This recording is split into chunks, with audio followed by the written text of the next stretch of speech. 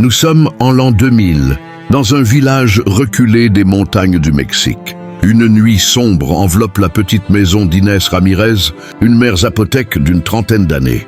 Depuis plus de 12 heures, elle souffre d'un accouchement qui n'avance pas.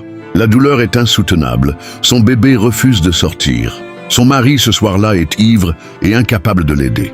L'hôpital, le plus proche, est à plusieurs heures de marche par des routes impraticables.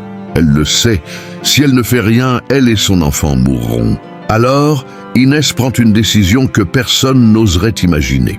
Elle saisit un couteau de cuisine, boit un peu d'alcool médical pour se donner du courage et s'assoit sur un banc en bois. Ses mains tremblent, mais sa volonté est plus forte que la peur. Elle appuie la lame contre son ventre et commence à s'ouvrir elle-même, entaille après entaille, dans une douleur que personne ne peut concevoir.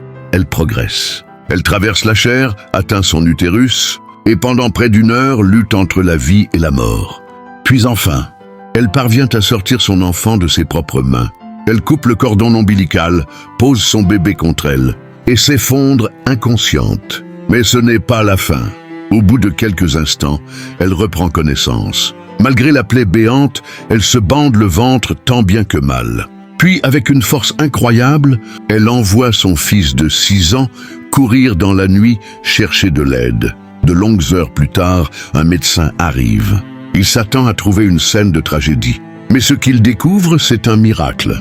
Inès et son nouveau-né sont vivants. À ce jour, elle reste la seule femme connue dans l'histoire à avoir survécu à une césarienne qu'elle a pratiquée elle-même. C'est plus qu'un fait médical. C'est la preuve de ce qu'une mère est prête à faire pour sauver son enfant. Un acte d'amour, au-delà de toute douleur, au-delà de l'impossible.